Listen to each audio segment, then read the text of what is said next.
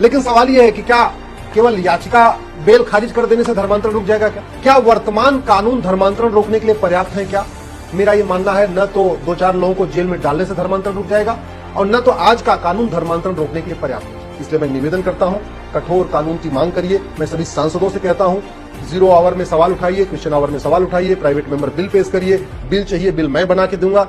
जय मसीह की दोस्तों, अभी जिनको आप स्क्रीन पर देख रहे हैं ये वही वकील हैं जिनकी वीडियो मैंने आपको कुछ दिन पहले अपने चैनल से दिखाई थी। ये वाला वो वीडियो था जो कि मैंने आपको दिखाया था। करीब 2 से 3 दिन पहले मैंने ये वीडियो आपको दिखाकर बताया था कि कैसे ये पंजाब के पादरियों के खिलाफ सुप्रीम कोर्ट में एक PIL लेकर के गए हैं कि जो पंजाब के पादरी हैं, जो ये पूरे देश भर में पादरी हैं, ये लोग जादू टोने के नाम से, तरह तरह के पाखंड के नाम से लोगों का मूर्ख बनाते हैं और इन सब के ऊपर कार्रवाई होनी चाहिए, ये सब बैन होना चाहिए। इनका नाम मैं आपको बता दूं, सुप्रीम कोर्ट के ये एक वकील हैं, अश्वनी उपाध्याय इनका नाम है। मैं आपको बता दूं दोस्तों, इनका ऐसा मानना है कि जो ये क्रिश्चियन लोग दुआ वगैरह प्रार्थना वगैरह करते हैं, लोगों के सिर पर हाथ रख करके, ये सब कुछ जादू टोने को बढ़ावा देने वाली बातें हैं। इसके लिए ये PIL लेकर के सुप्रीम कोर्ट गए कि इन सब के खिलाफ एक कानून बनना चाहिए हमारे देश में, ये सब बैन होना चाहिए। अभी दोस्तों इनका एक वीडियो हमारे पास और निकल करके आया है कि कैसे ये क्रिश्चियन लोगों को लेकर के बड़े खुंदक में है और हमेशा सरकार से क्रिश्चियन लोगों के ऊपर बैन लगाने की बातें करते रहते हैं कि क्रिश्चियन लोग जो भी ये प्रैक्टिस अपने धर्म की करते हैं इसके ऊपर बैन होना चाहिए, धर्म परिवर्तन बैन होना चाहिए। मैंने आपको कुछ दिन पहले एक वीडियो और दिखाया था जिसके अंदर मैंने आपको बताया था कि इलाहाबाद हाई कोर्ट ने एक व्यक्ति को जो धर्मांतरण कराने के जुर्म में अंदर है उसको बेल देने से मना कर दिया था और ये टिप्पणी की थी कि धर्म का प्रचार करना अलग बात होती है, धर्म परिवर्तन कराना अलग बात होती है। धर्म प्रचार करने का अधिकार सबको है पर धर्म परिवर्तन कराने का किसी को भी अधिकार नहीं है, ऐसा कुछ उन्होंने बयान दिया था इलाहाबाद हाई कोर्ट ने। उसके ऊपर दोस्तों इन वकील साहब का क्या कहना है वो मैं आपको सुनाना चाहता हूं। पहले आप इस वीडियो को देखिए, उसके बाद फिर हम बात करते हैं। इलाहाबाद हाईकोर्ट ने कन्वर्जन माफिया की जमानत की याचिका खारिज कर दिया और कहा है कि संविधान धर्म प्रचार की अनुमति देता है, मतांतरण की नहीं। संविधान कन्वर्जन की परमिशन नहीं देता है। पहली बार भारत की किसी हाईकोर्ट ने यह स्पष्ट कह दिया है और संविधान की सही व्याख्या किया है कि हमारा संविधान धर्म पालन का अधिकार तो देता है लेकिन धर्मांतरण का अधिकार नहीं देता। ये बात मैं पिछले कई वर्षों से कह रहा था, लेकिन सबको लगता था कि मैं एक नई इंटरप्रिटेशन कर रहा हूं। मैं माननीय जज साहब को धन्यवाद दूंगा, इलाहाबाद हाईकोर्ट को धन्यवाद दूंगा कि उन्होंने पहली बार देश में 75 साल के इतिहास में पहली बार आर्टिकल 25 की सही व्याख्या किया है और उन्होंने कहा है कि संविधान धर्म पालन का अधिकार देता है, धर्मांतरण का नहीं। लेकिन सवाल यह है कि क्या केवल याचिका बेल खारिज कर देने से धर्मांतरण रुक जाएगा? क्या वर्तमान कानून धर्मांतरण रोकने के लिए पर्याप्त है? क्या मेरा ये मानना है न तो 2-4 लोगों को जेल में डालने से धर्मांतरण रुक जाएगा और न तो आज का कानून धर्मांतरण रोकने के लिए पर्याप्त है। इसलिए मैं निवेदन करता हूं, कठोर कानून की मांग करिए। मैं सभी सांसदों से कहता हूं, 0 आवर में सवाल उठाइए, क्वेश्चन आवर में सवाल उठाइए, प्राइवेट मेंबर बिल पेश करिए।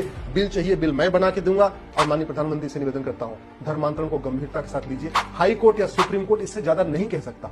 हाई कोर्ट सुप्रीम कोर्ट की जितनी लिमिट थी उतना उन्होंने कह दिया है। अब ड्यूटी सरकार की है कि सरकार इसके खिलाफ कानून बनाए। समस्या राष्ट्रीय है, इसलिए कानून संसद में बनना चाहिए, राज्यों के द्वारा बनाए गए कानून से कुछ नहीं होगा। अभी दोस्तों आपने इनकी इस वीडियो को देख लिया, ये उस बात को बिल्कुल सही ठहराते हैं जो हाई कोर्ट ने टिप्पणी किया कि धर्म परिवर्तन कराने का किसी को अधिकार नहीं है। ठीक है दोस्तों, बिल्कुल हाई कोर्ट ने जैसा कहा है बिल्कुल ठीक है, लेकिन इसके अंदर मेरा जो देखने का नजरिया है वो ये है कि धर्म परिवर्तन किसी का जोर जबरदस्ती से कराया जाए, किसी को मार करके, किसी को पीट करके, उसकी मजबूरी का फायदा उठा करके कराया जाए, तब तो दोस्तों ये बातें बिल्कुल मायने रखती हैं कि उसके ऊपर कार्रवाई होनी चाहिए। चाहे वो कोई पास्टर हो, चाहे वो कोई मौलवी हो, कोई भी हो, अगर वो ऐसे धर्म परिवर्तन करा रहा है तो उसमें तो बिल्कुल भी उसके ऊपर ढील नहीं बरतनी चाहिए। लेकिन अगर कोई अपने मन से यीशु मसीह पर विश्वास करके यीशु मसीह के पीछे चलना चाहता है तो आखिर उसके ऊपर धर्म परिवर्तन का आरोप किस लिए? दोस्तों मैं आपको बता दूं,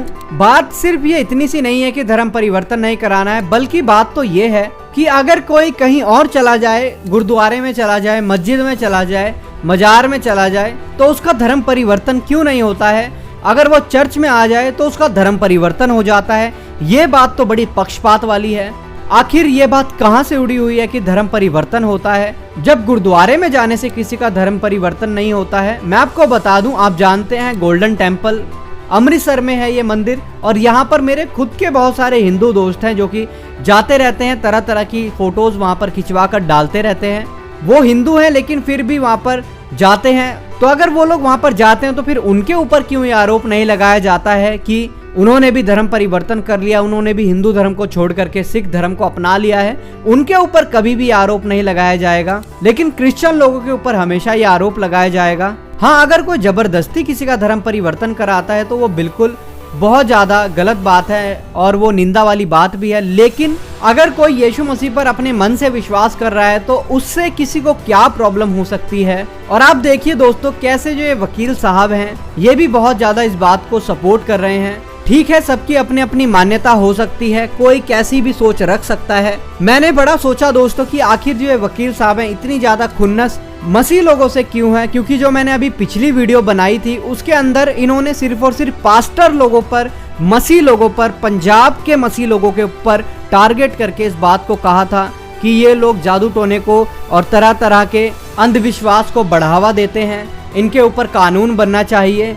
तो आखिर जो है बागेश्वर धाम वाले बाबा है, इसके ऊपर क्यों इन्होंने एक भी बात नहीं बोली अपनी उस वीडियो में, एक भी क्लिप इनका क्यों नहीं लगाया। दोस्तों मैं आपको बता दूं, ये भी तो अपने दरबार में कैसे कैसे ड्रामे करते रहते हैं। तो मैंने बड़ा दिमाग लगाया कि आखिर ऐसा क्यों, सिर्फ और सिर्फ मसीह लोगों को टारगेट क्यों कर रहे हैं। तब जाकर के मुझे इनका एक वीडियो मिला जो कि मैं अभी आपको दिखाना चाहता हूँ। पहले आप एक छोटा सा वीडियो सुनिए, उसके बाद फिर हम बात करते हैं। बता दें, बीजेपी नेता अश्विनी उपाध्याय की ओर से दिल्ली हाईकोर्ट में एक याचिका दाखिल करते हुए मांग की गई थी कि पुलिस को ये निर्देश दिया जाए कि वो आरोपी से पूछे कि क्या वे अपनी बेगुनाही साबित करने और चार्जशीट में बयान दर्ज करने के लिए इस तरह के वैज्ञानिक टेस्टों से गुजरने को तैयार है। वीडियो में आगे बढ़ने से पहले दोस्तों मैं आपको बताना चाहता हूं, अगर आप हमारी इस वीडियो को बिहार, पटना या पटना के आसपास कहीं से भी देख रहे हैं तो आपके लिए एक बड़ी खुशखबरी है मेरे पास।